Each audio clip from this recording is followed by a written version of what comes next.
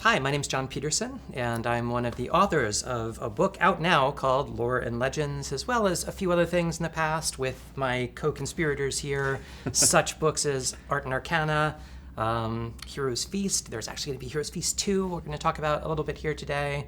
And I also write some really crunchier, more academic things, books like Playing at the World, Elusive Shift, and Game Wizards. Hi, I'm Michael Whitwer. I'm also one of the co-authors of Lore and Legends, and I work on a lot of these things that John just talked about. I write, on the side, I write a lot less crunchy things than John does here. I wrote a biography about Gary Gygax called Empire of Imagination to start my writing career. More recently, I've written books like The Legend of Drizzt Visual Dictionary and some other things like that. And we'll be talking about a few of those today. And I am Kyle Newman. In addition to being a co-author with these fellows and Michael's brother Sam Whitwer, I am also a filmmaker and currently at work as co-director of the upcoming History of Dungeons and Dragons for E1 and Hasbro, and a lifelong D&D fan. So today, as we're told, we are going to make some characters for Baldur's Gate 3, the sensation, the smash hit, Baldur's Gate 3. Now, this book, of course, or this game goes back quite a ways, actually. I love the first two. So in the first Art and Arcana, of course, we talk about, Baldur's Gate was one of the first really, well, it wasn't one of the first huge video game successes for D&D. That, of course, goes back to the 80s. But it certainly kind of changed the entire tenor of D&D in the late 90s. John, can you remind us, when did Baldur's Gate originally come out? Yeah, I mean, you can look at it like the Infinity Engine games started in 1998. And these, included Baldur's Gate 2, Shadows of Am, of course, Icewind Dale, which is a very kind of tactical combat game, and my personal favorite, Planescape Torment, which was not set in the Forgotten Realms as the Baldur's Gate series is. And I think to Mike's point, these were the first games that sold millions of copies that were D&D games. There had been earlier games that, the famous SSI Gold Box games that came out, like Pool of Radiance. That maybe sold hundreds of thousands, kind of around the same amount that a D&D hardcover, Player's Handbook or something would sell at the time. But it wasn't until Baldur's Gate that things kind of tipped, where now the video games were so much more huge than the books were, at least at that time. So Baldur's Gate goes back a long way. The original games were actually a huge smash hit, and there's been a lot of demand over the years for these to come back in a new way, right? So today, again, we're going to go ahead and make characters for Baldur's Gate 3. Now, one thing that we do cover in Lore and Legends, if memory serves, is that Baldur's Gate 3 originally previewed, I think, in 2020. So Larian Studios actually put out an early release in 2020 to kind of get some market play around that. And even before that, the Baldur's Gate Descent into Avernus, that was actually also kind of previewing. I believe they already knew they were going to make Baldur's Gate 3 by that time. That's why they're putting the name on it. Exactly right. So this game has been a long time coming, and I'm going to tell you, I'm a novice in Baldur's Gate 3. I've been too busy writing books about D&D instead of having a chance to play Baldur's Gate 3. I've seen some people playing it. I have not even. Seeing this character creation screen is mouth-watering. I haven't even gotten to check it out yet, so I'm excited. Well, so I have played this game. So I guess the brunt of this is going to fall on me. I'm a bit of a video game fan. But I will say I've never played actually this version on the PS5 before. I've been playing it on the PC. And so, and for those that are familiar with Larian's previous games, I mean, this is probably a good place to start. The game feels a lot like the Divinity Original Sin, Divinity Original Sin 2 games do. And having played those, I wanted to play it on a PC rather than on the PS5. Even if the classic isometric Infinity Engine games like the original Baldur's Gate, there's a lot of tactical positioning, right, where you kind of need to click on a part of a screen to get people to move there. And for me at least, it's hard for me to imagine doing that not with a mouse and not having access to a full keyboard to play it. So, but we're only doing character generation, I understand today. So how different could this really be? How different can it be? The most fun part. Yeah. Character generation is where you fantasize about what you could be. You can. That's right. And so, again, going back to Divinity Original Sin 2, one of the features of that game that carries over to this is there's this set of origin characters, as they're called here. And these are pre-generated characters that have excellent voice acting, just phenomenal. I mean, this is what everyone is just stunned by in BG3 is how well they did realizing each of these characters and making them individual. And for each of these origin characters, there's Gale, there's Shadowheart, there's Will, there's Karlach, the Dark Urge, we will get into that bit, Astarion, and Lae'zel. They all have some interesting plot hooks. So if you're going to start as one of the origin characters, expect that some fact about their backstory, probably something really bad, is something that you're going to have to deal with as you play through them. But you just get a lot of kind of extra cutscenes or hooks for doing it. I did a bit of a run as Gale, the wizard. And, Gale, as he said, his ambition led him to the brink of catastrophe. I don't know, this game's been out for like 2 months or more now, right? I don't know how much we could spoil anything for the viewership. There's nothing I can tell you can't read on Reddit, right? Like, I'll put it that way. But like I found playing as Gale that his particular flaw, which I'm just going to divulge because people know these things at this point, he needs to consume magic items. He has this horrible like Netherese curse that like requires him to actually periodically eat, consume the magic of magic items you find. So you kind of have to like feed them to him. You don't discover it. It's like missing from your inventory, but it lets you know it's being. It does. No. So if you're playing as him, you just get progressively like sicker and sicker, and like apparently what's going to happen is you're going to explode. That's what the game says. I never personally exploded, but like if you don't keep like absorbing the energy of magic items that you find.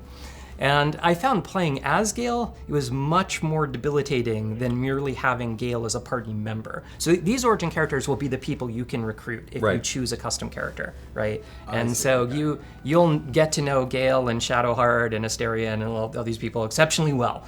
Will, the Blade of Frontiers. These are all people that you'll understand all of their peccadillos. Do the characters you build also come with built-in setbacks, kind of like these origin characters? Not as such, yeah. Okay. I mean, when you go... so you're getting into something dark or heavy or speed bumps with the origin characters. Yeah, and they all have their own kind of thing, and it honestly, even ones I haven't played, like I haven't played Astarion as a PC, but you kind of get to know pretty quick with him and Shadowheart, because you need a thief and you need a cleric, right? Like you get to know pretty quick like what's up with them, that they've got something going on, and with Astarion it's exceptionally obvious, like the instant that you spend 10 minutes with this guy. So, but yeah, so I mean, I found after trying to do one of the origin characters, I preferred to just like build my own. Let's do it. So I think that's what we're going to do. We're going to do a little bit of build your own here. So let me see. Makes me really want to play the pre-gen characters, though. I mean, it's worth doing it just to, have the experience and kind of see what their starts are. And honestly, if you play this game, you will restart a couple times. And this is true of every layering game. I've heard that. Divinity Original Sin, I must have restarted that game like 17 times as like different characters as I tried to find what was optimal. But so custom is incredibly customizable. And I mean, I'm happy to drive for you guys, since I know the interface a bit. But I mean, the basic idea here, right, is that first we can kind of choose, let's start with race and class, right? Well, I can start. I want to be a Dragonborn. You want to be a Dragonborn? I want to be a Dragonborn. So I've always wanted to be a dragon. Get up a Dragonborn. A dragon get person. some nice Dragonborn. Nice elemental resistances. You'll get some nice, potentially breath weapons or whatever. There's a bunch of different options. That's right. In terms of like rule sets, if you're coming from playing D&D into this, what type of origins are they using for these peoples, and what type of stats are they using? So we'll get to origins. Under background here is where you'll select an origin from that, and that'll let you get your additional proficiencies and things like that. Bonuses are customizable in terms of your where you want to apply them, or are they set based on the peoples you're picking? Well, like I said, they're set based on your class and then your background, I think. As we get into this, you'll see. I think you can tweak them, actually. Okay. When you get to abilities, you can kind of go off grid on this. It's extremely customizable. That menu is it looks like everything you'd want.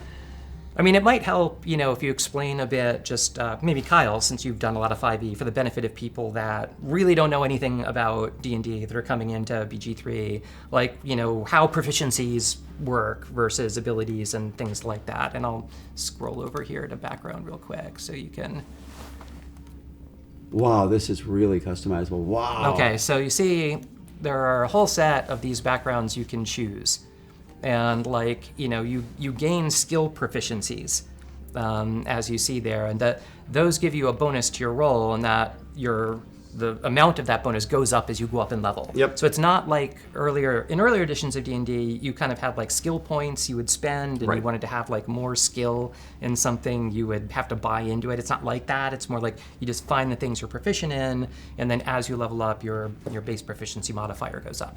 That's right. So in 5th edition, of course, you have not only your abilities, which are like things like strength, dexterity, constitution, and those will determine how well you do certain things, but there's also specific skills that layer on top of those. And if you have proficiencies in those particular skills, you can do those even better. Those bonuses stack, and I presume it's built the same way in Baldur's Gate 3. And expertise as well, as you get higher level. But why don't we back up? I mean, before we do backgrounds, let's go back, because really, your main choice if you're going to do Dragonborn is what kind of dragon, what your dragon heritage is. Yeah. Oh, yeah. Sure. Well, let's. And so, for example, if you choose Black Dragonborn, then you get a breath weapon. Yep. And acid breath is the. Right. Yeah, it's the draconic ancestry. And so for that, you're resistant to acid damage, right? And so that's basically what these would be like across the board. Do they have metallics as well, or just chromatics? Yeah. They do? Yeah, brass. Wow, those are cool. Bronze, copper, gold. So gold dragon. Get Wow. fire breath. Yeah. Can you be a gem fire dragon? resistance. Gem dragonborns? Not yet. These are cool. Okay. Well, let's be a. What do you want to be? Let's pick a brass dragon. Brass dragon. Where'd that go? It's a good name for a pub, right? The Brass Dragon. Okay. Yeah. Brass dragon. So with brass dragon, again, you get the fire breath, and then you get the fire resistance. Love it. All right. Okay. So from that, we can go on to being a class. All right. Now, I want my brass dragon to be a fighter, a regular old fighter. Okay. Straight up. Yeah. No, I mean make it real. Well, look. It looks kind of like a jester, but yeah. It's the armor. It's the armor. We'll change his armor. We can customize his He comes with a set of Okay. juggling balls, yes. the juggling dragonborn. We could call him Juggalo. He's a Harlequin dragonborn. That's right. All right. So now, do we have to choose these out? Let's see here. Well, so this is just what you'll get as your basic fighter package. Yep, Right? okay. So you get second wind, you get this little self heal, you get the proficiencies for saving throws, Yep. for constitution, and for those again unfamiliar with D&D, saving throws are very important. Whenever things are going to affect you in game, usually bad things, you may end up with a saving throw that can half the damage you're going to take, or like negate it completely. the effect. Yeah. And Constitution saving throws are incredibly important for all kinds of damage. But the main thing you get as a fighter is the ability to use basically martial weapons and heavy armor. Yeah. So you can go in as a tin can, absolutely covered in armor, wielding battle axes. How would he feel about wearing like dragon scale armor if you're a dragonborn? Is that not gauche? good, right? Yeah, that's a good question. It just feels inappropriate. But okay, so we can take fighter as a basic package. We like it. And, it won't be until you level up a bit that you, and this is true across the board in 5e, you kind of get to choose your subclass. And it varies depending on what class you're playing. Okay. I found the implementation of the Battlemaster class in this to be exceptional. Oh, cool. Where you get like all of your superiority dice, and it's really neat. But, we won't be doing that in character creation. Not today, right? no. But okay, so that's what you get. I like it. Okay. So you can go for fighting style, and this choice of fighting style will give you, if you want to be a tank, obviously. Well, I already know what I want. Great weapon fighting. I figure he's gonna have a great sword. Yeah, I want like a claymore. I want a great sword. Mike is not concerned about getting hit. He is more concerned about just ending the fight before the possibility of getting hit. Because that will ensure you don't get hit. That's the whole idea. Sounds good. Great weapon fighting. We're cool with that. And so for a background, now again, this will give you these skill proficiencies. Just looking at this person's proposed stats there on the right, the strength, dexterity, constitution, intelligence, wisdom, and charisma. With that charisma that low, probably gonna not want gonna be a -1. performative Yeah. things, wisdom's Probably not intelligence charlatan. pretty low. It's probably not a charlatan. Oh, so no, those are my rolls. Did it already roll for me? You can go through and tweak this if you want. There's a little point adjustment. It's actually right here on the next one.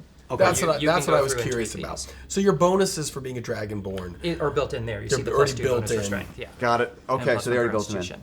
So we'll get. Well, we want to be as high strength as we can, but We'll get back to that. Or do you want to do that first? We can do that first. if let's you want. let's do it first. Let's You do it want first. 18 strength? Yeah, if I can get 18. Well, because 17. The problem is I won't get my I plus don't know. 4. Can right? you get up to 18 in Can we get this? to 18? So Is let's there- say I'm going to deduct even. Well, I can't Oh, deduct so you my Oh, so Can- it's allowing us to. Oh, okay, that's cute. So That's you cool. can... Okay. No, you can't. I think from the start. Unless you got your wisdom, dropped it. Yeah.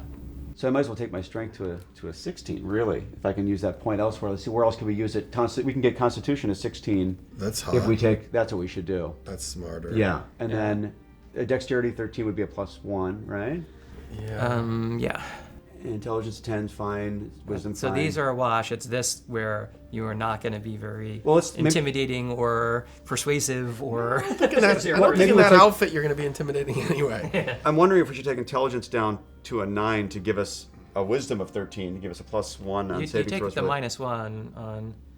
Oh, okay. Yeah, Okay. if you go to oh, 9, you're you right. take You're right. -1. You're right. You know what? So well, let's leave it at 10. Let's leave it at 10. I don't know if let's take Wisdom down to 11 then, and let's make our Charisma 9. But that'll still be No, leaving it's us. You can't get your dex up. Yeah, it's still a -1. Oh, so sorry. Let's do Wisdom 10 then. Let's just do it that way. Okay, you want to just wisdom So you can 10 just then? adjust all Yeah. this. This is wonderful. So now those are all default, and you're a wash on those. I like it. It's good. That's a winning character Solid right level there. 1 I think so. character. All right, we can move on to skills. So athletics is super important if you're physical in this game, and it's because I feel as much more playing this in a computer version than I do in tabletop. Really? The amount of times that at the end of at the end of the round where I still have a bonus action that I use shove just to knock over whoever it is I'm fighting. Love this. And that's an athletics check. That's good to know. Right? Okay. So that's actually really important. I don't know if you need sleight of hand. Do you but- like playing more as the fighters, or have you tried a lot with the magic use? I know you said you tried Gale. How do you find the magic use? Is it overwhelming with all the choice if you're So my two best characters are a bard and a druid. Okay. And so, I'll tell you why. Because druid at level 2, you get Circle of the Moon and you get bear form. And so basically, bear form in this game, you wild shape into 30 free hit points, right? That can just go tank and and then when those hit points good. are gone, you're back to your starting hit points, Yeah, right? And so it's basically having an extra 30 hit points to throw out. But honestly, I'm liking Bard and the versatility of it and the very high charisma. The very high charisma in this game, which our character does not have. Well, in this that'll instance. be. I'll leave that to. Yeah, to leave y'all. that to the Bard in the party. But very high charisma just changes everything playing this. So Do you multi-class in this? you can. Okay. So I will multi-class my Bard out after 6. My Bard is not level 6 yet. Probably into Warlock. Wow, And that's in awesome. terms of time commitment, are we looking at 100 hours? 1,000 hours? I've probably played 100 hours of different characters I've started and not gotten through. So the game is so vast, and just the freedom of agency that you have in the game to be able to approach very complicated situations from so many different angles, and there are just so many unintended consequences that can lead to this or that happening. It's really, it's unprecedented. I've never seen an implementation of D&D that captures that part of the spirit of D&D like this does. There is no comparison to these 90s Infinity Engine games. They'll look like it. They'll look isometric, and you'll see the dots that your characters get. It'll look like Baldur's Gate to you, but How the far play can, is so different. can a player go in the game? Really, how much of the Sword Coast, or how expansive You- is the map? Have you you go around. reached the edge? You go around. But you're not making it to Thay or anything else. You're pretty much staying. Oh, expect that Really? you'll go where, I don't want to give too many spoilers, but even just playing through the introduction, you spend time in Avernus, right? So, as you're watching the initial cutscenes, there's like things taking place like in earnest. So, I mean, it's all over the map of what you're expecting. The whole continent. Well, it's not the whole continent, but a lot. You're going to jump. You're going to tour. You're going to tour some places. Wow. All right, that's awesome. All right, so athletics sounds really important. I presume that skill is powered by strength, effectively, right? It's kind of a... Yeah, okay. No, this is great. Okay, so athletics. So do I choose other things? Here, let's see. Stealth. You don't need... I don't think you need stealth. No. Especially because you're going to be wearing armor, But right? I think... So it's assigned me 2 proficiencies. Oh, but I think, are these based on our background? I think they might be. That's what I'm wondering. Oh, we didn't do yes. background. We got to That's do why we had background. these, yes. Session 0. Okay. Yes. All right, let's see. Well, let's see. Entertainer, no. That's the name of this episode. Session 0. What's Outlander? Yeah. Outlander is athletics and survival. Sold. That's pretty good. Sold. Hold on. Soldier is athletics and intimidation. Ooh, intimidation. Now, Would that be charisma? But we just bought our charisma up. So we are getting, Oh, yeah. a little bit of that. And what's the point of buying charisma up if you're not going to Let's be a soldier. do intimidation? Let's be a soldier. Well, that's Outlander. Survival is also really important. You probably spend a lot of time out in in nature. Yeah, you spend a lot of time in nature. There's a lot Just of animals. wandering, a lot of random encounters, a lot of... By the way, if you do not have the ability to speak with animals, you're missing like half the game. So you need somebody in the party you can speak. So your druid has been speaking to lots of animals. Oh, bard too. Oh yeah, right. So compared to like traditional RPG D&D versus video game D&D, is there a lot of roleplay, exploration, the same that you would experience in an RPG, or is this a little more combat tactical? I would say there is just as much Just as roleplay, much. and like that so many situations you would think this is a fight, you can in fact just. So in diffuse character it if you creation, have, like, consider this all those things that there You- is you just have to. okay. Yes. That's amazing. This is Now that much said, sometimes the way of the sword is a bit more straightforward, and it's not reliant on your skill check. If you roll a critical failure on that persuasion check, the things will go just as badly whether you have a sword or not, right? So Fair enough. it's, Fair enough. Awesome. Well, let's make the soldier because we're Yeah, gonna okay. need someone like this. Okay, so with that, then our skills look like this. We're We do some Waterfall in the acrobatics. background. so we've got high athletics, high acrobatics.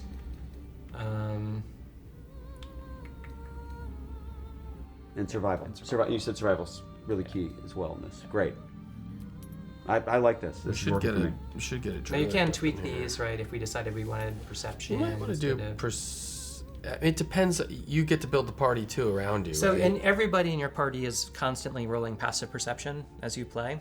So, when you have all 4 of your party members like walking around an area, you'll see them all rolling perception. And so, if you have one high perception person in it, they'll spot, say, a trap or a hidden button or a door. And it prompts you. It actually is prompting you to do that. No, it's passive. It's You'll passive, it's you'll just- see it appear like above their your That's character's pretty head cool. as you play. That's pretty cool. And so you may be walking through an area and you'll just see this rolling. Everyone fails, and then you're like, oh, great. Which means there was something there. Something but, is here.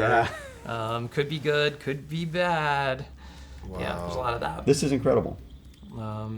But I think we're doing pretty good here. We're Now, doing great. Unfortunately, this is the part you can spend hours on. Well, we're not going to do that today. I like him just the way he is. Let's randomize a couple times. Sure. Ooh, I like the purple accents. I kind of kinda love cool. that. I kind of love it. The first one looked like he was wearing a mask. Looks like he went to Oz and bought the Dragonborn hat, helmet. I like the purple. I like the purple. Spirit Halloween Dragonborn. This guy's pretty cool. Yeah, Look at he's those handsome. eyes. He's handsome. I wouldn't go that far. I'd say he's handsome. But now he looks like a respectable Harlequin. But you can, have different body types, different identities. That's so cool. That's so cool. And there will be a lot of voice Oh, that's right, because of choices course we're going to and hear the voices and head choices. You can really right. We go you can forever on configure this like no, forever. Yes. I think. Oh, and then the name. Yeah. So this It everybody seems to love Tav. It's always offering you. Yeah, but Tav no, or but Dav or- but he's a knight actually, and his name is Sir S-I-R Well, Vantes. you may notice I have a keyboard in front of me. Vantes. Like, You can't even. Well, Sir but Tav is fine. Tav is So, good. okay, you Sir, really this want is me to Sir. do this? Absolutely, this is How Sir about Vantes. This is my favorite. Okay, isn't there like a voice rack for this yet on the PS5? SER? Well, Yeah, just sorry, give we're me a gonna do this manually. Oh, we're It's gonna do take us it like half our time here. Come on. We need this George R. R. Martin style where it's like Sir spelled with S-E-R. Ooh. That's the George R. R. Martin one. Let's do that. Right, Yeah, let's do that. like- Let's make And it fun. what do you want his name to be? Cervantes. Cervantes. Oh my God. on. See, Come on. Hold on. I have an editorial here for the people that are fans of our books. You know, when we first did Art and Arcana, we had to assign Michael a pun budget true. because, You did like, that. every chapter title, like, you know, name every other sucks, sentence Mike. had to have some kind of like dad joke in it, like Cervantes. I have 4 kids, and I like to have jokes. I'm sorry. Yeah, no, but he's not kidding. That is exactly what John did. John said, your pun budget is, he would usually flag it right there in the manuscript and say, okay, that's one, Mike. Yeah, you have a budget. We should. His whole traveling party should, Adventure Prince should also just be his dragonborn children. And yes, you choose a guardian, which means something that we don't need to worry about at the moment. Okay. Okay, but that we'll- looks perfect. With that, it is possible to actually venture forth.